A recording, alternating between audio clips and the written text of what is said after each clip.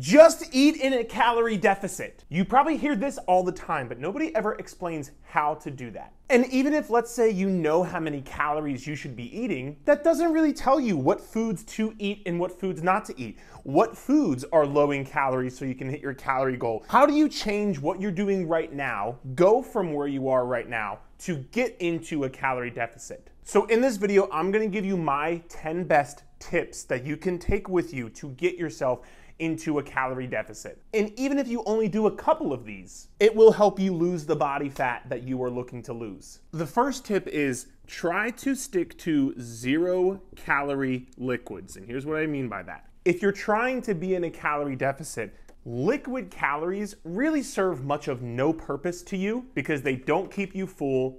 They're very easy to consume, and on top of the food you're eating, it's an easy way to rack up the calories you eat. So if, let's say, for example, you swap out regular Coke for a Diet Coke or a Coke Zero. I know some people are gonna leave the video because I just said that, but if you're trying to be in a calorie deficit, it's 0 calories. And no, the current research we have shows unless you drink 20 of these a day, it is not harmful for you. And by the way, being 50, 70, 100 pounds overweight is much more harmful than drinking a diet soda. So something like this, or swapping for a low fat or a fat-free milk instead of doing regular fat milk. I'm not saying regular fat milk is bad. I'm just saying if you're looking to get less calories, you will swap for fat-free almond milk, something like that. Number 2 is going to be snacking on fruit in between your meals, or just in general, consuming fruit, especially these 3: strawberries, raspberries, and watermelon. And here's why. There is a concept called volume eating. This means you can eat a lot of food volume for not a lot of calories. And one of the biggest issues people have when they go on a calorie deficit is they get hungry. And so when you're hungry, you're much more likely to eat more calories. So let's take these strawberries as an example. For a serving of strawberries, which is 140 grams, 45 calories. That is a lot of strawberries, food that you can eat that can help fill you up for not a lot of calories. Raspberries are the same thing, and a bonus for raspberries, these are actually high in fiber, which we'll talk about a bit later in the tips, which can help keep you a bit more full as well. Same thing with watermelon. You can eat a whole pound of watermelon for about 150 calories. And so snacking on these fruits, on top of all the other nutrients and vitamins and minerals that are inside of fruit, gonna keep you a lot more full for low calories so you can stick to your calorie deficit. And you know what? Screw it. We might as well go into the third point, which is eating more fiber. You probably hear a lot about protein, which we will talk about in this video as well. But I think fiber is one of the more underrated nutrients when we talk about sticking to your calorie deficit, because when you consume foods that are higher in fiber, which I can drop some of my favorite high fiber foods in the comments section below, so feel free to go check them out. But these high fiber foods keep you way more full. They're slower digesting, so they keep you full for longer periods of times throughout the day. And so getting fiber, especially earlier in the day, whether it's for breakfast or whether it's for lunch or during your snacks, can help you be less hungry, which will help you stick to that calorie deficit. A good number to kind of shoot for. So I usually say for women, you want to try to get around, let's say, at least 20 grams per day. And then for men, you want to try to get around 30-ish grams of fiber per day. Now, number 4, I know you're probably not going to like, but I'll just go ahead and get it out of the way now.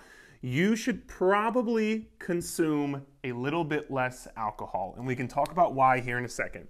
You're not automatically going to ruin your fat loss progress if you consume alcohol. And fun fact, I don't personally drink alcohol. This beer is one that I got from my best friend's wedding in 2021 or 2022. Obviously unopened, and I've done nothing with it other than use it for props for videos. But more alcohol, it is gonna lead to worse sleep, which is just gonna mean the less sleep you have, the more hunger you have, the more cravings you have, the less recovery from your workouts, which means, again, all of this makes things harder to stick to your calorie deficit. And then obviously when you're consuming alcohol, you're consuming calories along with that. Not only are you consuming the calories from alcohol, but you're also consuming calories from food. Let's be honest. You're not snacking on celery and cucumbers when you're drinking alcohol. So at the very least, I would cut back on your alcohol intake while you're trying to be in a calorie deficit. If you're somebody who you do enjoy alcohol and you like to drink it every now and then, kudos to you. I don't judge. I have friends who drink alcohol. I have clients who drink alcohol, members. It's fine. I don't care. But while you're trying to be in a calorie deficit, it's hard enough as it is, as I'm sure you probably know. Why make it harder consuming high amounts of alcohol, all right? So at the very least, cut back. If not, cut it out for a brief period of time. Now, the fifth one I love, and it actually doesn't have to do with nutrition, but it is simply going to be walking more steps. And this does not have to mean like you're going on the treadmill or going outside for a 30-minute walk. Any steps during your day count. So if that means while you're cleaning around the house, if that means you're parking farther away, you're taking the stairs instead of the escalator or the elevator, just simply getting more steps in. On average, if somebody's walking 10,000 steps, which by the way, you don't need to walk 10,000 steps, and I'll touch back on that in a second, but if you're walking 10,000 steps a day, that's gonna burn anywhere from about 300 to 700 extra calories per day if you were walking, only 1,000 steps, right? Not that you should be exercising for calorie burn, because I don't really think that, but it does help you with your calorie deficit equation. And so getting more steps is crucial. And again, you don't have to go walk 10,000 steps. If you're currently getting 3,000 because you work a desk job, like this guy right here, go and try to get 4,000 to 5,000. Once you get 4,000 to 5,000, try to get 6,000 to 7,000. This might take you a couple of weeks or potentially even a couple of months, but the whole goal is just to do more than what you're doing right now. And that's the goal with getting more steps. And some other questions I get on this: no, you don't have to walk at a certain speed. No, like it doesn't matter if you're walking in the gym or the treadmill, or if you're doing, outside in a specific period of time, like 30-minute walk. You can go take a 5 or a 10-minute walk. To be very transparent, that's the only way I get my steps in. Like in between or after my meals. After my meals is a great time. I like to go get a 5 or a 10-minute walk. That also kind of helps with some digestion purposes, kind of like some insulin sensitivity purposes. But if I didn't get my 8-minute, 7-minute, 10-minute walks throughout my day, I wouldn't get any steps because I sit at my desk all day, maybe just like you do. So more steps, it's massive. And before we get into the sixth one, I do have a free calorie calculator if you would like to use it after this video. It's gonna be in the description of this video down below. And again, these things are gonna help you stick to that. But if you do want to know how many calories you should eat, use that free calorie calculator. Number 6 is gonna be getting 30 grams of protein by 10 a.m. And I'm gonna tell you how you can do this, but I'm first gonna explain why I want you to do this. I have seen, just through coaching our clients inside of the clubhouse, those who eat protein, more protein, earlier in the day are much less hungry, much like we talked about fiber. Protein is very satiating. It fills you up for a very long time. So if you eat more earlier in the day, the rest of the day, you are not going to be as hungry. You're not going to have as much sugar cravings, which means you will eat less overall calories, which will help you stick to your calorie deficit. A lot of people get to 3, 4, 5 p.m. and you're probably starving.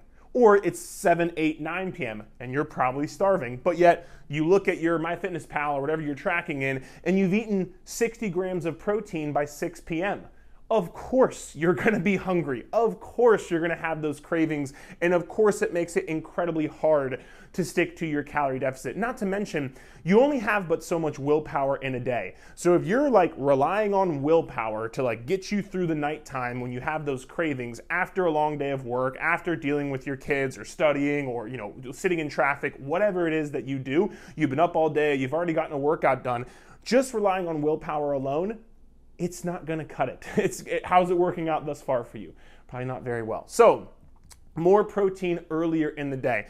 I like 30 grams by 10 a.m. and the way that you can do this is, let's say maybe you'll have some Greek yogurt in the morning, right? Let's say maybe you have a scoop of protein, scoop and a half of protein. Let's maybe say you do some eggs and egg whites, right? Or you could do a combination of all these things. You could do some protein and put Greek yogurt and put some protein powder in that. That is actually right there a great combination I just had actually quite transparent. I just had this because it's super quick and super easy. This could be cottage cheese or whatever it is that you want to make. So a couple different ways. I did a separate video on how to get more protein. You can check that out on my channel if you'd like, but start this. And I actually have one more for protein. Start looking for low-fat protein sources. Let me explain what. Instead of getting the 80-20 ground beef when you buy it, maybe you opt for the 93-7 ground beef. Why would you do this?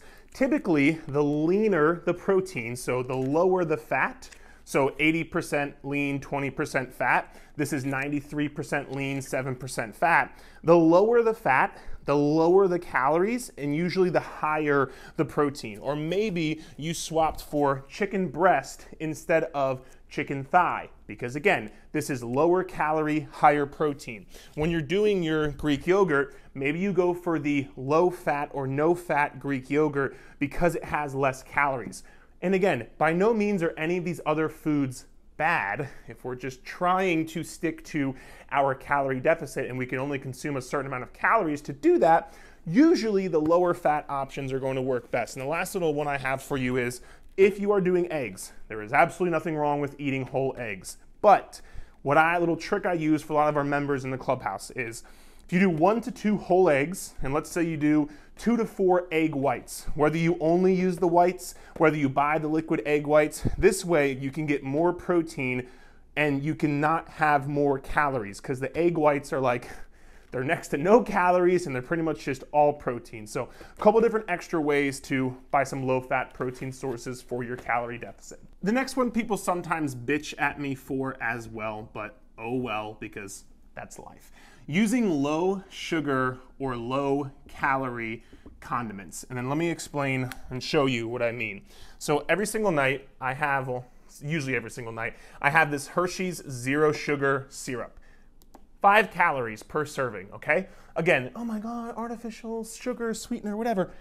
We're trying to be in a calorie deficit. And again, if you're having some of this to like replace the, the 150 calorie per serving regular syrup, and it helps you be in a calorie deficit and lose 50 pounds, that's gonna be healthy. You can also use the zero sugar, sugar-free maple syrup, for example. Again, 5 calories per serving. We are trying to be in a calorie deficit. These things will help you. Or for example, if you're doing ranch dressing, who doesn't love a good ranch dressing? But if you bathe yourself in ranch dressing on your salads, you are going to not be in a calorie deficit, unfortunately. I like to have a side of salad with my ranch dressing. But again, you can go for the light ranch option. Any one of these, just to still enjoy some of the things that you enjoy, the chocolate syrup or the maple syrup, but do it in a way that allows you to be in a calorie deficit from consuming less calories. Now, speaking on salad from the last point, I truly like having what I call one big ass salad per day. And I almost don't want to share this with you because I don't want you to go buy it and I won't have it, but this Mexican street corn salad, quite possibly the best salad I've ever tasted and had in my entire life. But I use these pre-made salad bags because, all right, it's only you and me here, so I'm gonna be honest with you.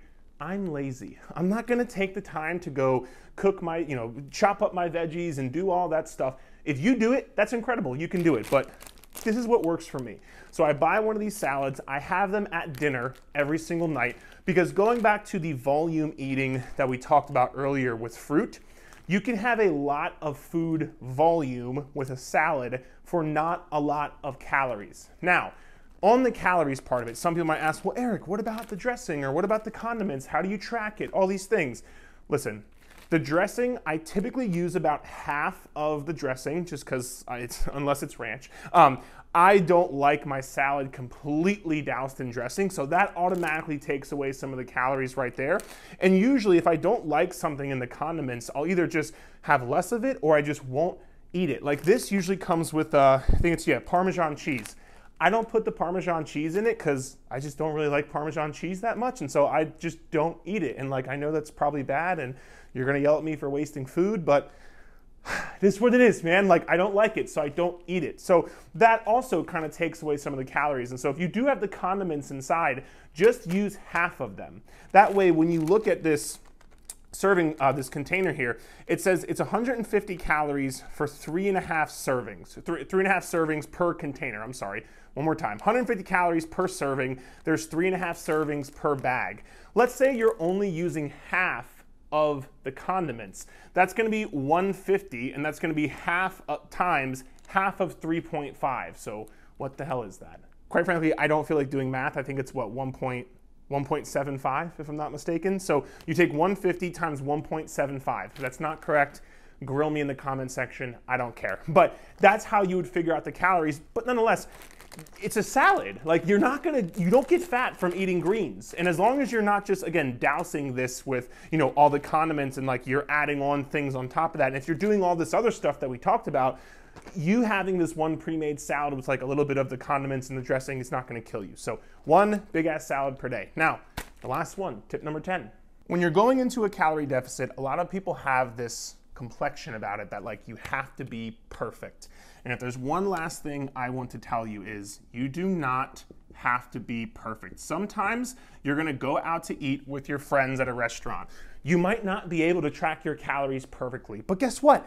If you go out to eat at a restaurant and like maybe you choose the fruit option instead, maybe you choose the lower fat protein source, maybe you choose to get a big ass salad, maybe you make sure to get your walks in, have a protein shake, get some fiber, like it's not gonna kill you, man. And the biggest part about a calorie deficit is you need it to be sustainable. You've probably done this. You can do any diet that you want to. You can do all these things that lose weight very quickly. They're not sustainable. So what happens? You stop doing it and you gain the weight back. So if God forbid you go out to eat, or if God forbid you go over your calories one day, like you're not gonna be perfect with your calorie deficit. I'm not, and I'm the coach and I'm the guy who's teaching this stuff.